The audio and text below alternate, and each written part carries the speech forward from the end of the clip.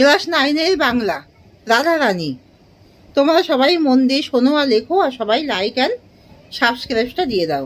তো ক্লাস 9-এর বাংলা রাধারানী। রাধারানী কোথায় গিয়েছিল? রাধারানী মায়েসে রথের মেলায় গিয়েছিল। বিধবা হাইকোর্টে হারিল। এখানে কোন মামলার কথা বলা হয়েছে? জাতিসংঘের সম্পত্তি নিয়ে রাধারানীর মায়ের যে মামলা হয়েছিল, এখানে সেই মামলার কথাই বলা হয়েছে। হাইকোর্টে মামলায় হেরে যাওয়ার ফলে রাধারানীদের কি অবস্থা হয়েছিল? হাইকোর্টে মামলায় হেরে যাওয়ার ফলে ডিক্রি জারি করে রাধারানীদের বসত বাড়ি থেকে উচ্ছেদ করা হয়েছিল। হাইকোর্টে হেরে যাওয়ার পরে রাধারানীদের দিন কিভাবে কাটত? হাইকোর্টে হেরে গিয়ে বাড়ি থেকে উৎখাত হয়ে রাধারানীর মা কুটিরে থাকেন এবং দৈহিক পরিশ্রমে কোনো রকমে তাদের দিন কাটে। সুতরাং আর আহার চলে না। এই না চলার কারণ কি বলে তোমার মনে হয়? রাধারানীর মা খুব অসুস্থ হয়ে পড়ল, তার আয়ের পথ বন্ধ হয়ে যায়, ফলে খাবার জোগাড়ের অবস্থা আর থাকে না। রাধারানী গল্পে কোন মাসের উল্লেখ আছে? রাধারানী গল্পে শ্রাবণ মাসের উল্লেখ আছে। রাধারানী মায়ের পথ্যের জন্য কি করেছিল? মায়ের পথ্য সংগ্রহের জন্য রাধারানী বনফুল তুলে মালা গেঁথে রথের মেলায় বিক্রি করতে গিয়েছিল। রাধারানী একা রথের মেলায় গিয়েছিল কেন? রাধারানী বনফুলের মালায় বিক্রি করে মার পত্র সংগ্রহ করবে বলে মায়েসে রথের মেলায় গিয়েছিল। রথের হাট শীঘ্র ভাঙিয়া গেল কেন? রথের হাট প্রবল বৃষ্টির কারণে শীঘ্র ভেঙে গিয়েছিল। মালা কেহ কিনিল না। মালা না কেনার কারণ কি ছিল? রথের দড়ির টান অর্ধেক হতে না হতেই প্রবল বৃষ্টিতে মেলা ভেঙে গেলে মালা কেনার লোক থাকে না। এক্ষণে উচ্চস্বরে কাঁদিল। কোন সময় কথা বলা হয়েছে? অন্ধকারে বাড়ি ফেরার সময় কোনো একজন রাধারানীর ঘাড়ের উপরে পড়ায় রাধারানী উচ্চস্বরে কেঁদে ওঠে। রাধারানী রোদন বন্ধ করিয়া বলিল। রাধারানী কি বলেছিল? রাধারানী কান্না বন্ধ করে বলেছিল সে দুঃখী লোকের মেয়ে এবং তার মা ছাড়া কেউ নেই। রাধারানী বড় বালিকা। কিভাবে এই ধারণা হয়েছিল? পথিক প্রথমে রাধারানীর গলার আওয়াজ এবং পরে তার হাতের ছোঁয়ায় বুঝতে পারেন রাধারানী খুবই ছোট একটি মেয়ে। রাধারানীকে বয়স জিজ্ঞাসা করে সে কত বলেছিল? তার বয়স 10-11 বছর। এক্ষণে বালিকার হৃদয়ের মধ্যে লুক্কায়িত আছে। কি লুক্কায়িত আছে?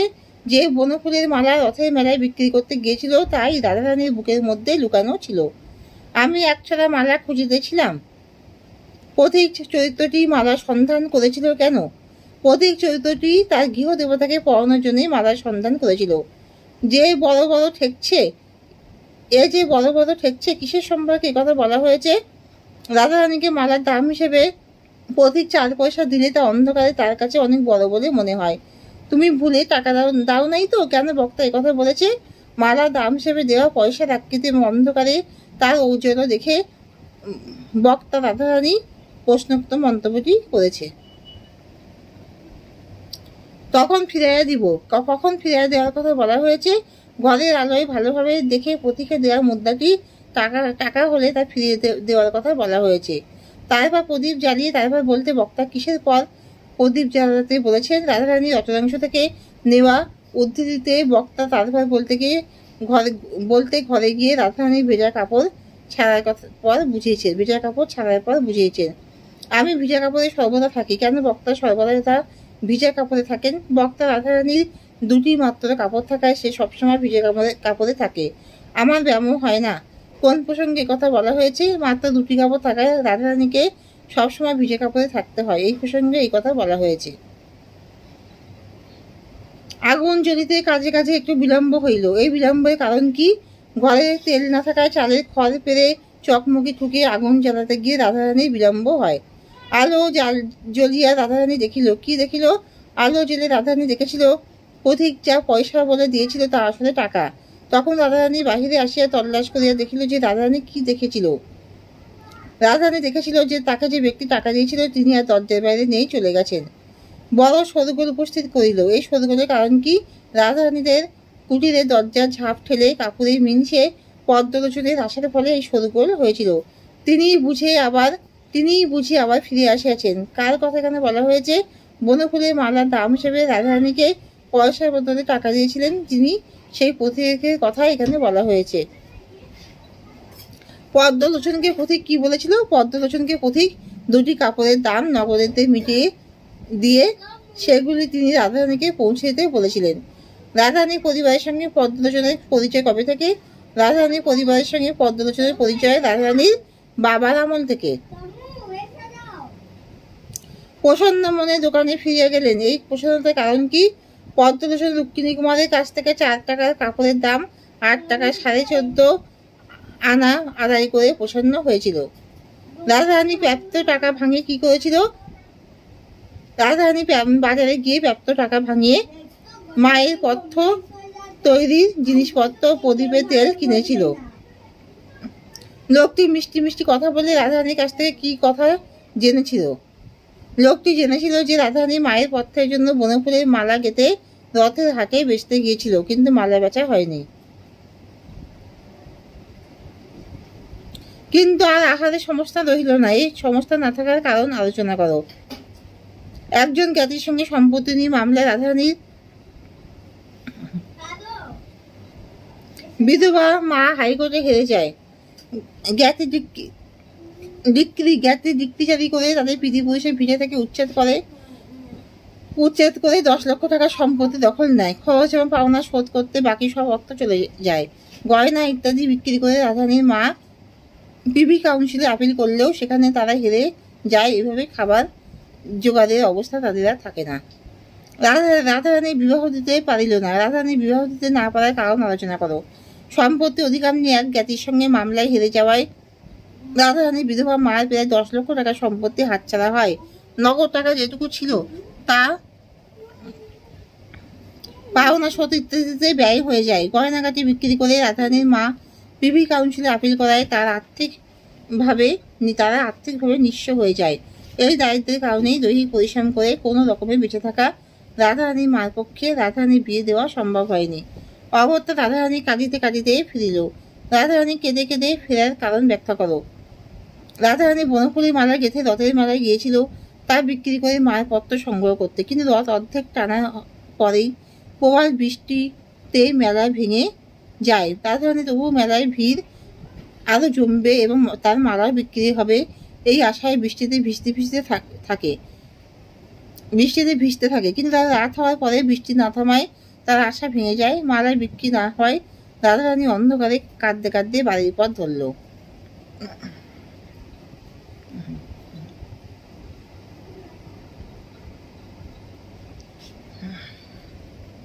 কণ্ঠস্বর শুনিয়া রাধারানীর রোদন বন্ধ হইল। তাহা কার কণ্ঠস্বর শুনে কেন রাধারানীর রোদন বন্ধ হয়েছিল? রাধারানী গল্পাংশের উল্লিখিত অংশের প্রতীকের গলার আওয়াজ শুনে রাধারানীর কান্না বন্ধ হয়েছিল। রথের মেলায় বৃষ্টিতে মেলা ভেঙে যাওয়ার কারণে মেলায় বিক্রি না হওয়ায় রাধারানী যখন কাঁদছে, অন্ধকারে কেউ তার ঘাড়ের উপর এসে পড়ে। ভয়ে রাধারানী উচ্চস্বরে কেঁদে ওঠে। তখন সেই অপরিচিত ব্যক্তি প্রশ্ন তার পরিচয় জানতে চান। চেনা লোক না হলেও গলার আওয়াজে রাধারানী দয়ালু মানুষের উপস্থিতি যেন বুঝতে পেরেছিল, তাই তার কান্না বন্ধ হয়েছিল। তুমি দাঁড়াও, আমি আলো জ্বালি। এই আলো জ্বালার কারণ আলোচনা করো। প্রবল বৃষ্টিতে রথের মেলা ভেঙে যাওয়ায় রাধারানী মালা বিক্রি হয়নি। এর ফলে রাধারানী কাঁদতে অন্ধকার পথে ফেরার সময় এক প্রতীকের সঙ্গে তার পরিচয় হয়। সে রাধারানী মালাটি 4 পয়সা দিয়ে কিনে নেয়, কিন্তু রাধারানী সন্দেহ হয় যে তাকে এই দেওয়া মুদ্রাগুলি বড় এবং চকচক করছে। প্রতীক ডবল পয়সা, নতুন কলের পয়সা ইত্যাদি বললেও নির্লোক রাধারানী বাড়িতে গিয়ে তা আলোয় পরীক্ষা করে নেওয়ার কথা জানায়।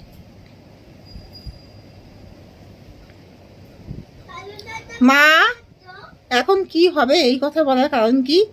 রাধারানী গল্পাংশে মালার দাম হিসেবে প্রতি রাধারানীকে 4 পয়সা দেওয়ার পরেও রাধারানী সন্দেহ হয় প্রতীক পয়সার বদলে টাকা দিয়েছে। প্রতীক অস্বীকার করলে রাধারানী বাড়িতে গিয়ে প্রদীপ জ্বালিয়ে সেটি দেখার কথা বলে এবং প্রতীককে ততক্ষণ অপেক্ষা করতে বলে। রাধারানী চকমকি ঠুকে আগুন জ্বেলে দেখে তার অনুমান ঠিক, প্রতীক তাকে টাকাই দিয়েছে। কিন্তু বাইরে এসে দেখে যে প্রতীক চলে গিয়েছে। এই অবস্থাতে রাধারানী অসহায় হয়ে মায়ের কাছে জানতে চায় যে সে এই পরিস্থিতিতে তার কি করা উচিত। নোটখানি তাহারা ভাঙাইল না। নোটখানি তারা কেন ভাঙাইল না? রাধারানী গল্পাংশে রাধারানী তার মা প্রতীকের ফেলে দেওয়া নোটটি ভাঙালো না। রাধারানী এবং তার মা প্রতীক রুক্মিণী কুমার রায়ের ফেলে দেওয়া নোটটি ভাঙায়নি। তার কারণ এর আগেই মালার দাম হিসেবে তিনি যে টাকা দিয়েছিলেন তাতেই তাদের প্রয়োজন মিটে গিয়েছিল। নোটটি তাদের প্রয়োজন ছিল না, তাই তারা নোটটি তুলে রাখলো, কেননা তারা দরিদ্র হলেও লোভী ছিল না। সাহিত্য সম্রাট বঙ্কিমচন্দ্র চট্টোপাধ্যায় রাধারানীর কাহিনী অবলম্বনে রুক্মিণী কুমার রায় ও রাধারানীর মায়ের চরিত্র আলোচনা করো। সাহিত্য সম্রাট বঙ্কিমচন্দ্র চট্টোপাধ্যায় রাধারানীর কাহিনীতে রাধারানী বাদে আরো দুটি চরিত্র উল্লেখযোগ্যভাবে স্থান নিয়ে অবস্থান করছে। প্রথমটি রুক্মিণী কুমার রায়, দ্বিতীয়টি রাধারানীর বিধবা মা। রুক্মিণী কুমার রায় অপরিচিত মানুষটি সাহায্য, সহযোগিতা, মমত্ব, দয়া, দানশীলতা ইত্যাদি গুণ কাহিনীতে প্রকাশিত হয়েছে। অন্ধকারে পথে হাঁটতে গিয়ে অনিচ্ছায় ভুলক্রমে বালিকা রাধারানীর ঘাড়ের উপরে পড়েন। রাধারানী কান্না শুনে তার চমক ভাঙে। তিনি যখন রাধারানীর অবস্থা সম্পর্কে জানতে পারেন, তখন একটি অসহায় বালিকাকে তার বাড়িতে পৌঁছে দেন। শুধু তাই নয়, কাদা রাস্তায় বালিকা যাতে পা পিছলে আছাড় না খায় সেই জন্য বালিকাকে তার হাত ধরতে বলেছেন। বালিকার অবিকৃত মালা 4 পয়সা বিনিময়ে কিনে নিলেও দিয়েছেন টাকা। তিনি দাতা, দানশীলতা তার চারিত্রিক গুণ। এই গুণের আরও পরিচয় হলো রাধারানীর জন্য শাড়ি কিনে পাঠানো, নিজের নাম স্বাক্ষরিত নোট ফেলে দেওয়া।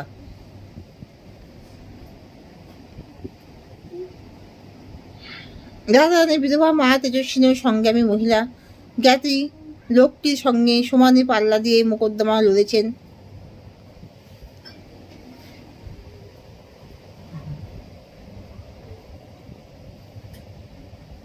হেরে গেছেন, সর্বস্ব গিয়ে নিঃস্ব হয়ে কুটিরবাসী হয়েছেন, কিন্তু হাল ছাড়েননি। নিজের গহনা বিক্রি করে প্রিভি কাউন্সিলে আপিল করেছেন। আহার সংগ্রহের জন্য তাকে কঠোর শ্রম করতে হচ্ছে, তাতেও তিনি মনের দিক থেকে ভেঙে পড়েননি।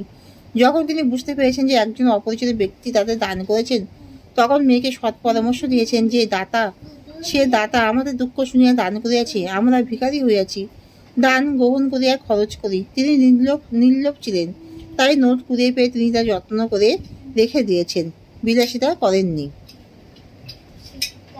তাহারা দরিদ্র কিন্তু লোভী নহে, উৎস ও প্রসঙ্গ নির্দেশ করে বুঝিয়ে দাও। আরো চৌধুরী সাহিত্য সম্রাট বঙ্কিমচন্দ্র চট্টোপাধ্যায় রচিত রাধারানী কাহিনী থেকে গৃহীত। মাকে পত্র দেওয়ার জন্য স্থানটা পরিষ্কার করার উদ্দেশ্যে রাধারানী ঝাড় দিতে গিয়ে একখানি কাগজ পায়। তার মা দেখেন যে সেটি কাগজ নয়, একখানা নোট। নোটের উপর রাধারানীর নাম লেখা। দাতা রাধারানীকে নোটখানি দিয়েছেন, নোটের উপর দাতারও নাম লেখা। দাতার খোঁজ না পেয়ে তারা নোটটি না ভাঙিয়ে তুলে রাখে। এই প্রসঙ্গে লেখকের উদ্ধৃত মন্তব্য। রাধারানীর এখন প্রকৃতই গরিব। তাদের এক জ্ঞাতি হাইকোর্টের দিক্কির জোরে রাধারানীদের সর্বস্ব দখল করেছে। সব হারিয়ে তার বিধবা মা তাকে নিয়ে কুটিরবাসিনী। ঘরে প্রদীপ জ্বালা তেলটুকুও নাই, দেশলাই নেই, চকমকি ঠুকে আলো জ্বালাতে হয়। রাধারানীর পরবার দুটো মাত্র শাড়ি, সেটি ভিজিয়ে ফেললে সেই ভিজে কাপড় শরীরেই শুকায়।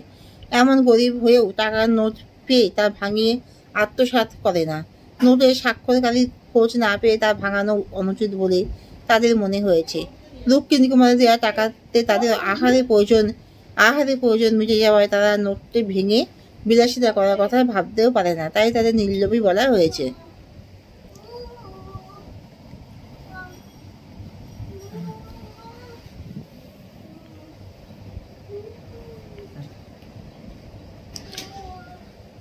সাহিত্য সম্রাট বঙ্কিমচন্দ্র চট্টোপাধ্যায় লেখা রাধারানী কাহিনীটি অবলম্বনে রাধারানী চরিত্র আলোচনা করো।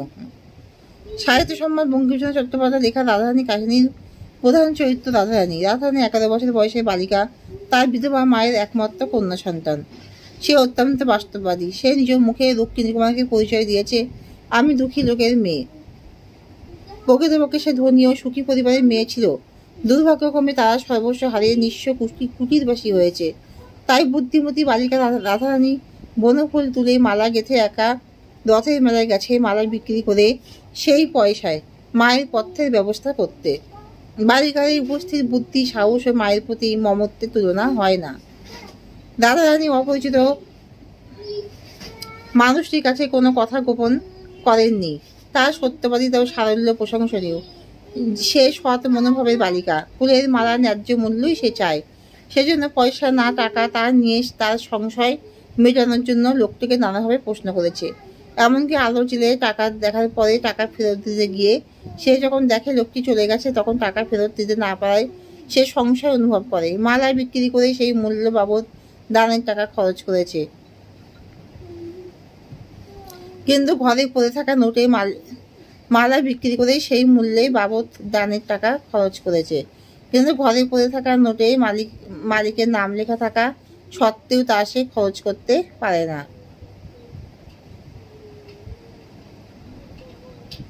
সে আসলে লোভী নয়।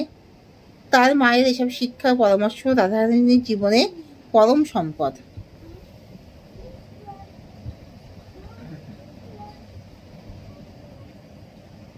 আমরা ভিখারি হইয়াছি, দান গ্রহণ করিয়া খরচ করি।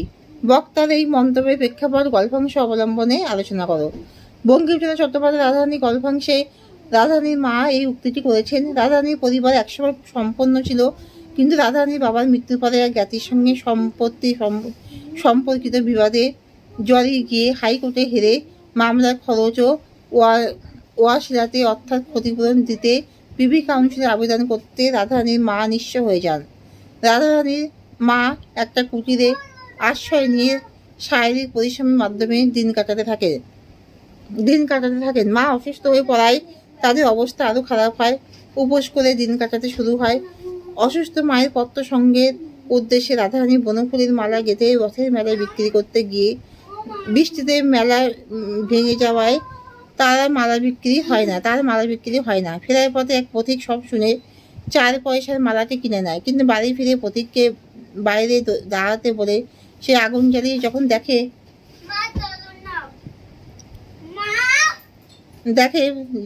তাকে পয়সার বদলে টাকা দেওয়া হয়েছে, তখন বাইরে বেরিয়ে সে পথিককে খুঁজে পায় না। বিভ্রান্ত হয়ে রাধারানী তার মায়ের কাছে পরামর্শ চাইলে মা বলেন যে দাদা অর্থ দিয়েছেন এবং দরিদ্র বলেই তাদের তা গ্রহণ করে খরচ করা ছাড়া অন্য উপায় নেই। এখানেই শেষ করছি।